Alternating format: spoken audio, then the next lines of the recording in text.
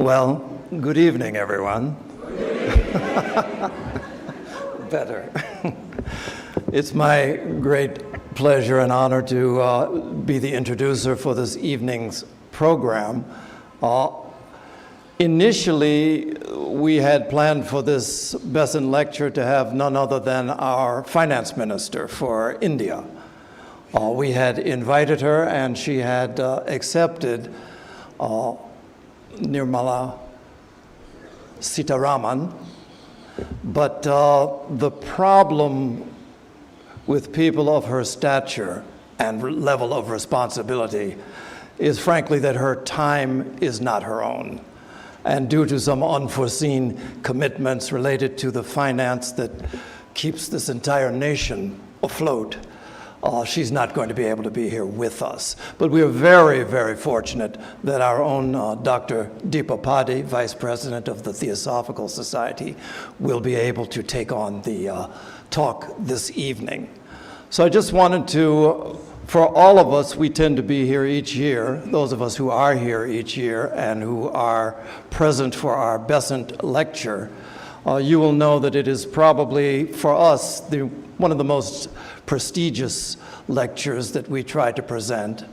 It is also one that is done in memory and in honor of someone who, not only to us as members of the Theosophical Society, was a great person, but in terms of India and in terms of the world, she was an exceptional person who needs to be honored in many ways.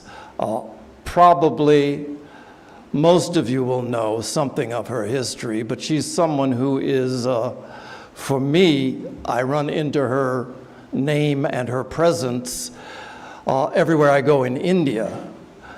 Many people have heard of the Theosophical Society, especially here in India, and it is not uncommon for me to encounter such people who, when they find I'm with the TS, nod their heads and recognize it distinctly, and they'll say something like, "Oh yeah, I know that one, the Annie Besant Society," because of her influence.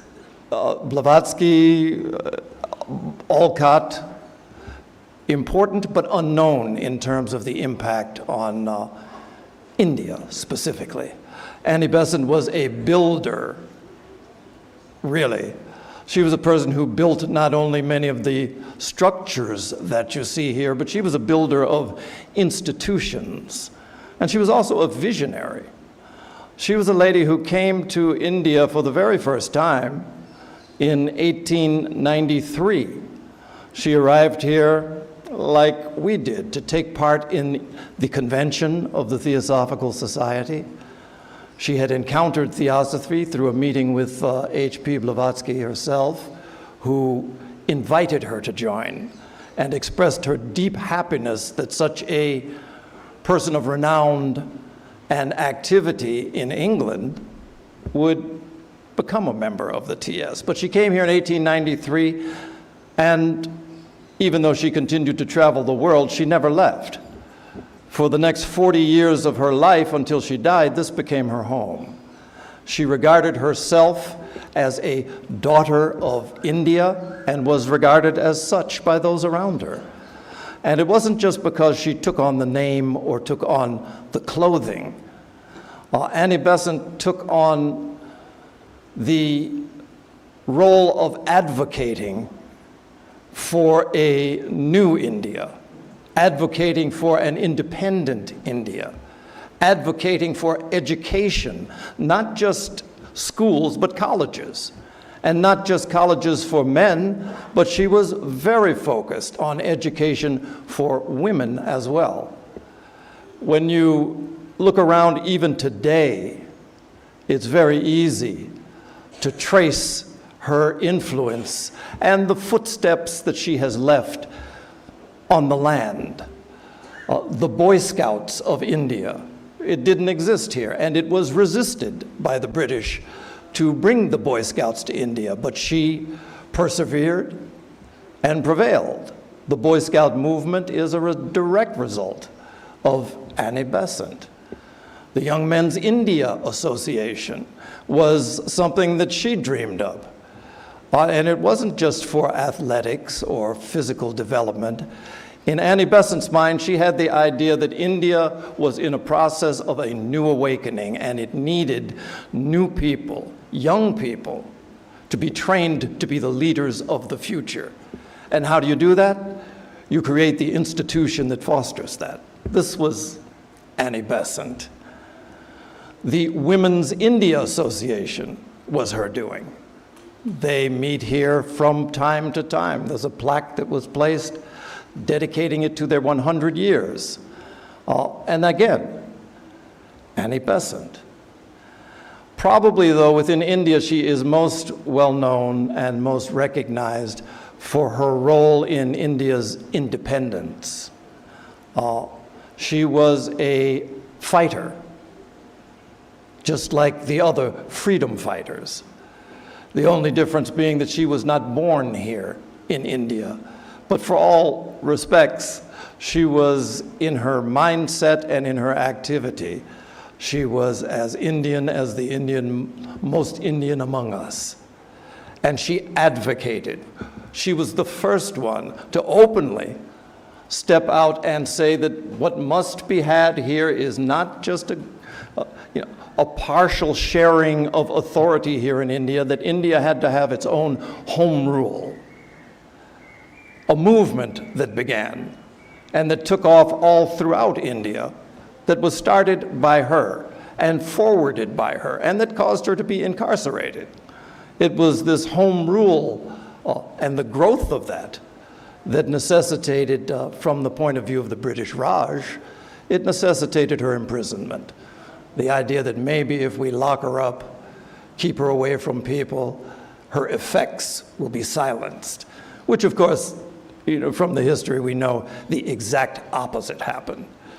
They were only able to keep her locked away for a very few weeks, really, because the whole nation rose up. And that was also the source of her being elected the president of the Indian National Congress. She was a great woman for many, many reasons. And because of that, we named this lecture after her, so that one time a year here, for not just our members, but for the many dignitaries who have graced this podium to share with us, we have asked them to share in Annie Besant's name about a vision for the future of India, a vision for the future of the world, the subject in which they're most involved, because Annie Besant definitely touched on all of them. She was a person who could have been called, you couldn't help but call her an activist. I mean, just think about it. Her statement, it's better to remain silent. Better not even to think if you are not prepared to act. That's the statement of an activist, particularly because she was a person who thought and thought deeply and acted on every one of those thoughts.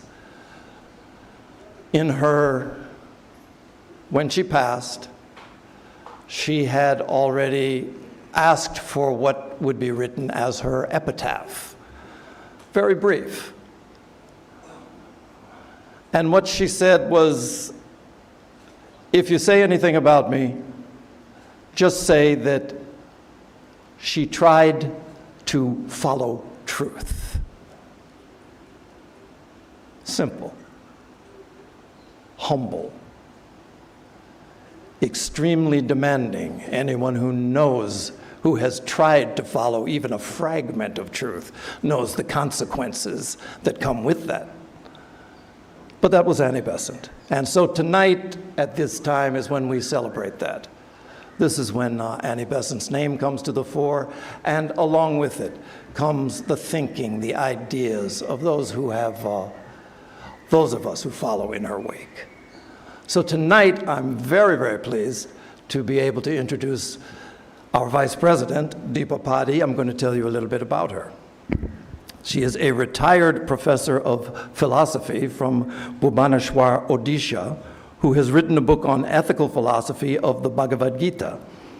She has edited and published a compilation of articles on women's issues. Yes, She Can. Remarkable little book. In 2020, it was published, her edited book on the corona pandemic, The Challenge and the Lessons. She also writes articles on social, philosophical, theosophical, and spiritual issues for magazines and journals. Dr. Padhi joined the Theosophical Society in 1994 and is presently secretary of the Deepa Lodge in Bhubaneswar. She joined the Theosophical Order of Service in 2006 and became the secretary of the Mahabharat Group in the Odisha region.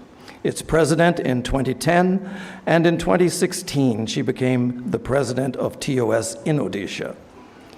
In 2017, she was elected as the vice president of the International Theosophical Society. I'm proud to say I nominated her. In 2013, she was invited to speak on transformational practices at the Summer National Convention of the TS in America, which is where we first met. While there, she attended the International Conference of the TOS. In 2016, she organized a conference on theosophical education that involved teachers and administrators from theosophical schools across India. The meeting took place in Bhubaneswar and was facilitated by Vic Hao Chin Jr. from the Philippines, director of the Golden Link Theosophical College. Today, we are privileged to have her present her talk on spirituality and service, Foundations of a Better World. So if you would, please welcome Dr. Padhi.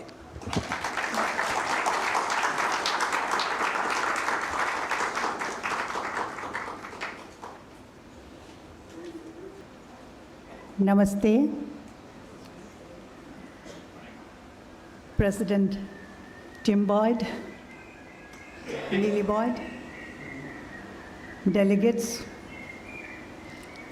guests present here, and online viewers, a very good evening to all of you.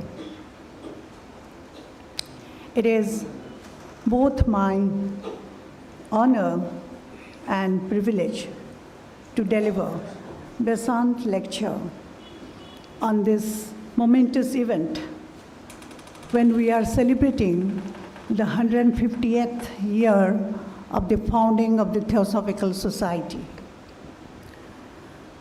The topic on which I'm going to speak is Spirituality and Service, Foundations of a Better World.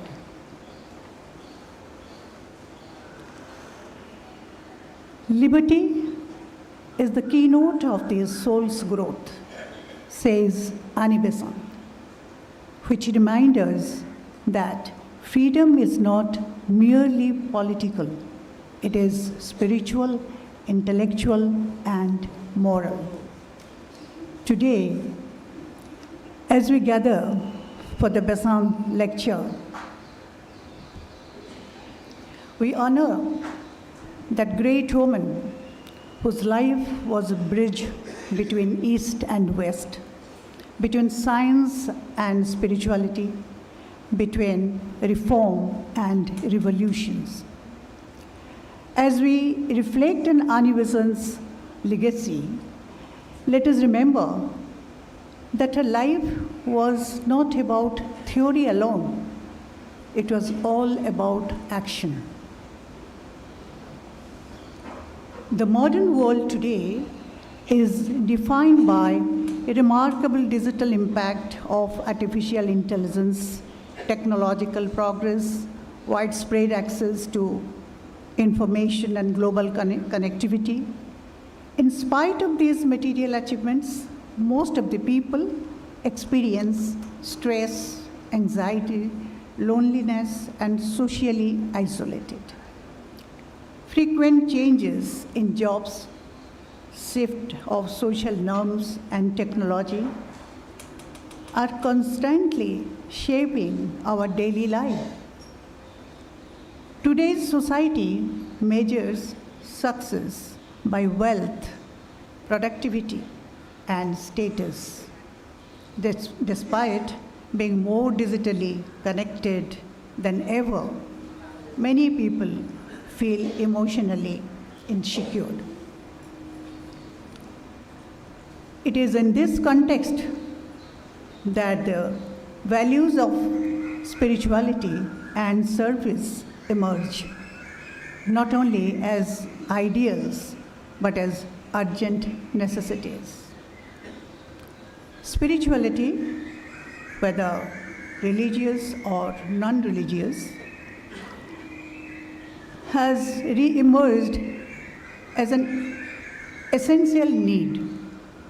As we all know, spiritual practices such as meditation, prayer, and self-reflection activate a sense of resilience and peace. They quieten the mind that helps emotional balance also. Spirituality addresses the question that technology cannot answer, like, who am I? Why I'm here? What is the purpose of life? Spirituality is knowing our true self. The physical body is not the self. Deep inside the physical form, there is the pure consciousness. Spirituality is about knowing I am not just a person, I am that pure consciousness. I am the universal self, Aham Brahmosmi, as Advaita Vedanta declares. Spirituality focuses on inner transformation, self-awareness, peace, connection with the higher self. It is universal. Service is the practical expression of spirituality. It means extending kindness, support, and resources to others without expecting anything in return. Service doesn't mean spending a lot of money on others while helping. It can be as simple as listening to someone in distress, or as significant as providing time, effort, and resources to uplift the underprivileged.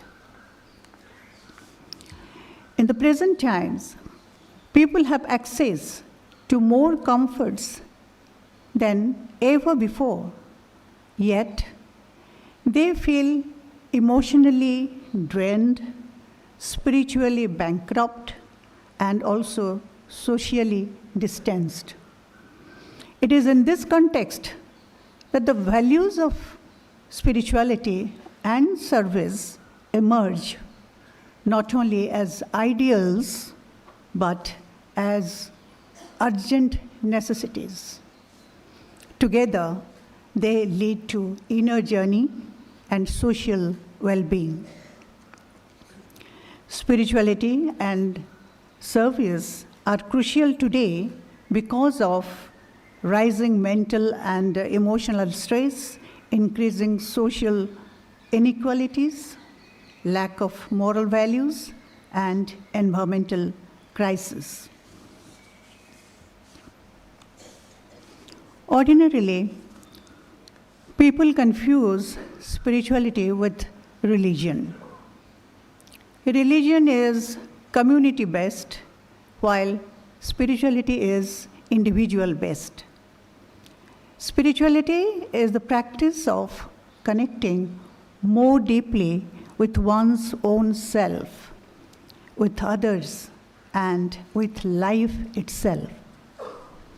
It is about meaning of life, awareness, compassion, and inner transformation.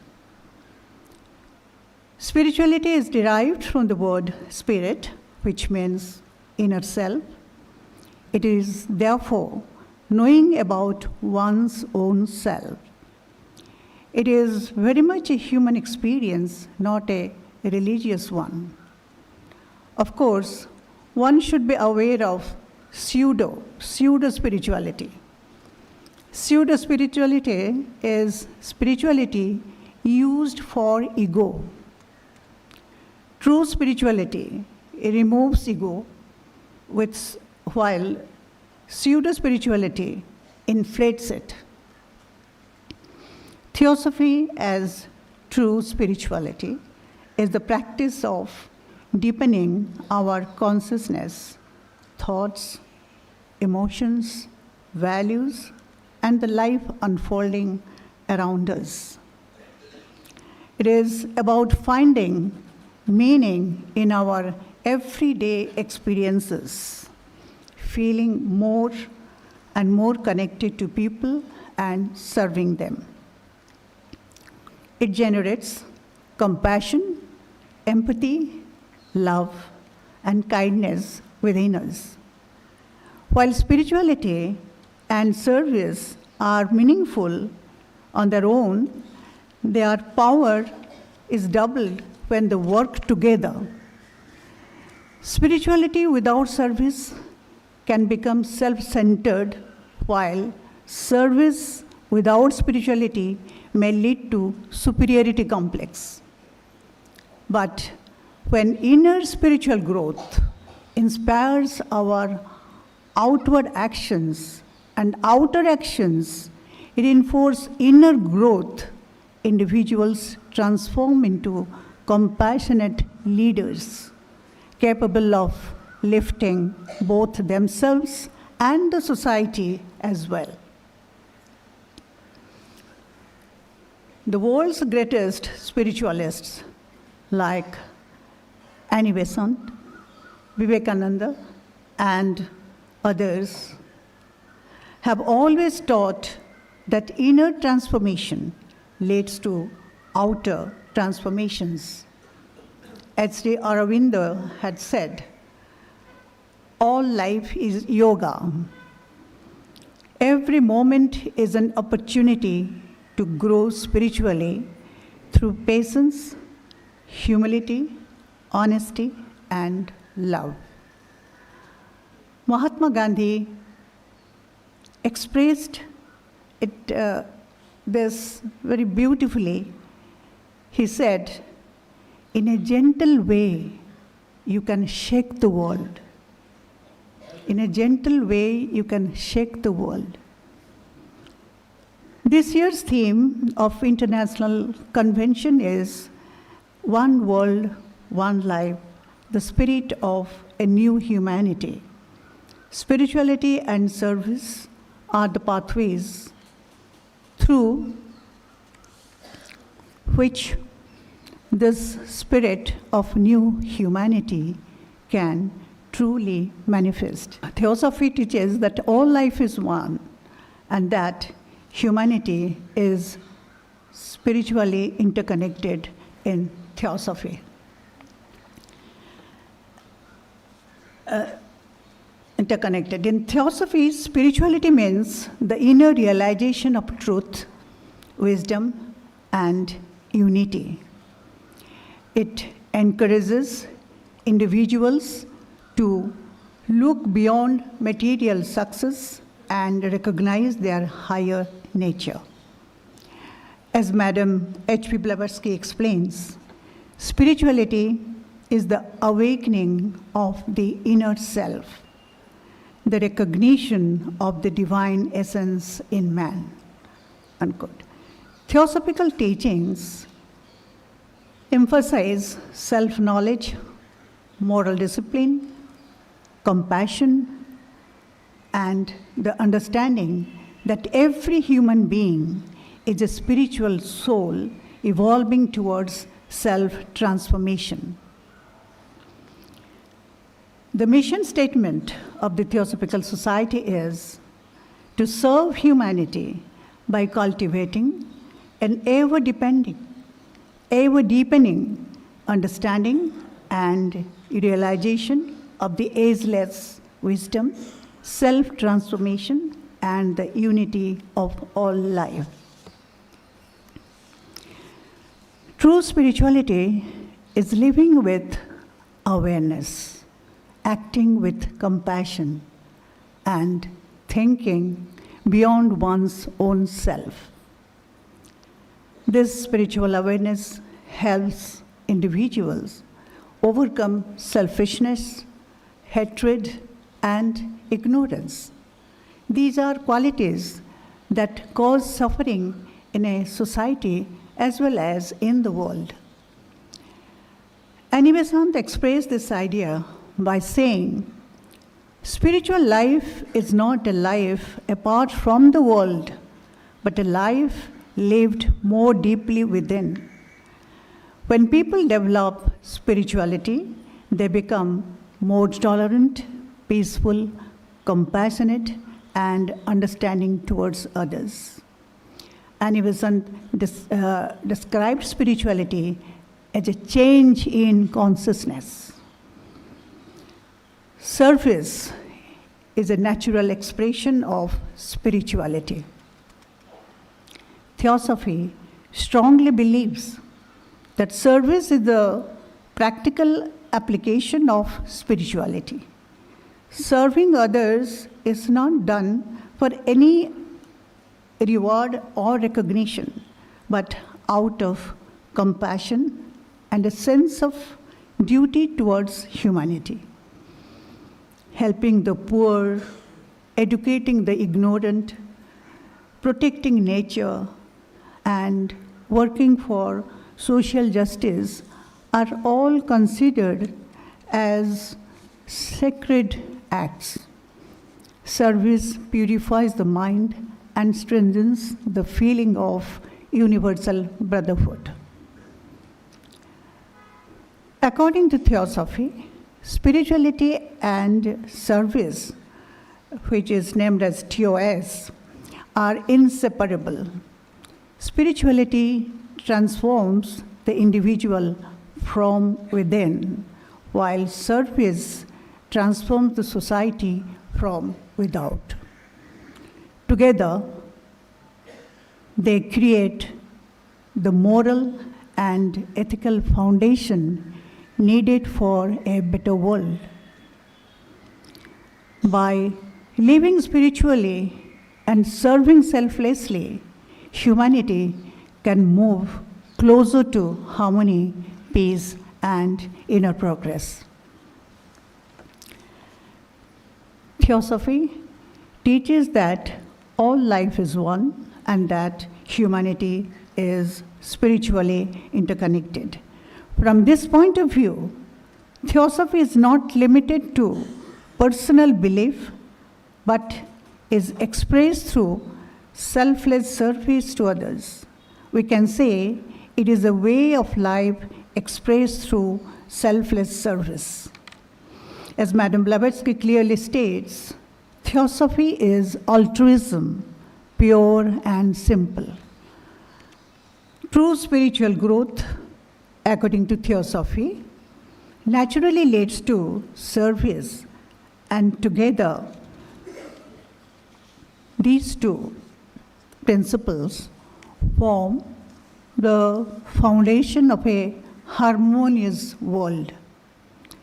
In the words of Besant, the spiritual life is the life of unselfishness, of service, of devotion to humanity, unquote.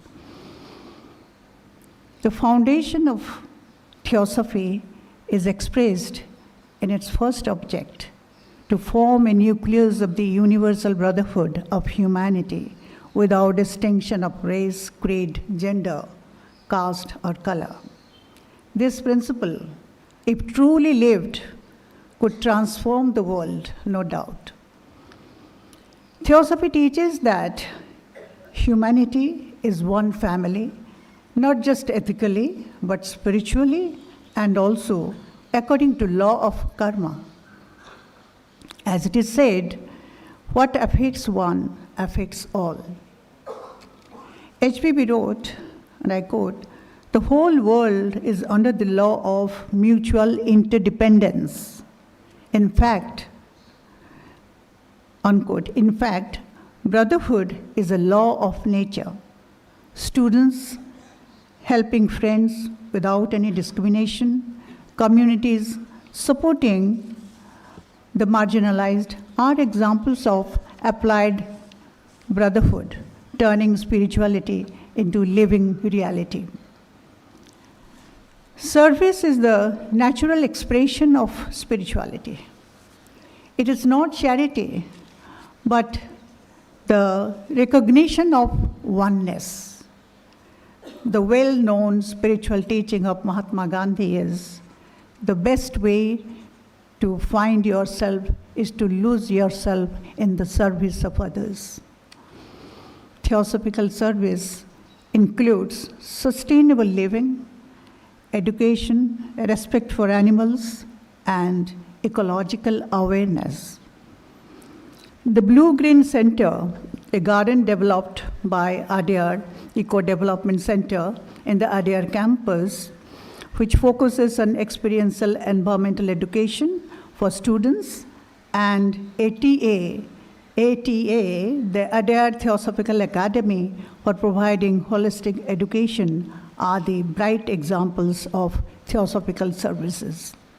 In this context of education, one reminds of J. Krishnamurti's words, who said in the World University on 25th December 1925, and I quote, "True education consists in training to serve, not for honors, not for self-glorification, not for recognition by the world," unquote. One of our cherished initiatives has been to educate the poorest of the poor girls in Odisha by offering them scholarships for 5 years each. This is a matching grant project with Italy since almost 10 years. It is not merely a financial aid, it is an investment, I would say, in human dignity, in the flowering of potential, and in the building of a better world. Today, we rejoice in seeing the fruits of this service. Some of these young women are now working as bankers. Others serve as state administrative officers. Some of them have joined in leading companies such as Accenture and Bajaj Finance, contributing to industries. Some others have become teachers, lecturers, nurses, nurturing minds and healing bodies. And presently, 2 of them are medical students preparing to dedicate their lives to the service of humanity and, of course, the health of people and humanity. Each of these lives is an example of the transformative power of service. These young women, once marginalized, now stand as pillars of strength, contributing to the progress of a better world. This reminds of Annie Besant, who was not only a spiritual leader, but a champion of women's empowerment, and her struggle reminds us that true liberation is incomplete without the empowerment of women, and her legacy continues to inspire movements for equality even today. Sometimes the question arises, why? Why service is essential in theosophy? The answer one can get from Mahatma letters. The Mahatma K.H. wrote, and I quote, "He who does not practice altruism, who does not work for others, is not a true theosophist," unquote. A key theosophical principle is selfless action, that is, service without desire for recognition or reward. The Bhagavad Gita, which is highly respected in Theosophy, teaches karmaneva adhikaraste ma phalesu kadachana, meaning you have the right to act only, but have no right on the result, which points to reward or praises. Such service purifies our motives and strengthens inner peace. The law of karma is central to Theosophy. It teaches that every thought, word, and action has its counter effect. HPP explains in The Secret Doctrine, and I quote, "Karma is the ultimate law of the universe, the source, the origin, and fount of all other laws," unquote. When we serve others, we create positive karma, reduce sufferings, and accelerate our own spiritual growth. Theosophy places compassion at the center of spiritual life. Madame Blavatsky writes in The Voice of Silence, "Compassion is no attribute, it is the law of laws, eternal harmony," unquote. This powerful statement reminds us that compassion is not weakness, it is a cosmic law. Compassion needs to be practiced in daily life, like listening without any judgment, forgiving instead of reacting, and helping without expecting anything in return. These are small acts, but when done consistently, transform relationships and societies as a whole. Young generation can practice service by volunteering, promoting kindness in schools, standing against discrimination, and helping in environmental protection. From a theosophical standpoint, youth are not the leaders of tomorrow. They are the serving partners of today. Theosophy teaches that age is no barrier to spiritual responsibility. Theosophy teaches that the inner world shapes the outer world. Every kind thought, every selfless act, every effort to understand another human being is a step towards a better world. The challenges of 21st century demand more than just technical solutions. They require a shift in consciousness. Spirituality instills these values, and service expresses them. One doesn't need to be a saint or a social worker to live this ideal. Each one of us can bring spirituality and service into our daily life. Spirituality and selfless service together stand as pillars of human progress and form the foundations of a better world, a peaceful, compassionate, and sustainable world, which is the need of the times. Annie Besant did not separate meditation from action, nor wisdom from service. She showed us that the true measure of spirituality is how it uplifts others. In the present time of division and uncertainties, her legacy calls us to build a better world where spirituality awakens us and service transforms the society. Thank you all.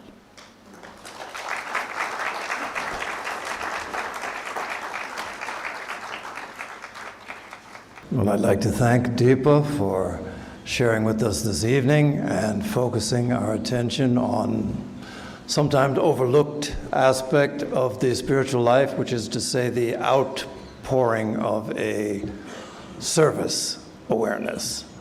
So Deepa's, this is something that she lives in her life. Many of you who know about her work in the Odisha area will know that particularly for the upliftment of women and those who are homeless and the elderly, that she has done remarkable things. So thank you for sharing with us, Deepa. And with that, the session is closed. Thank you.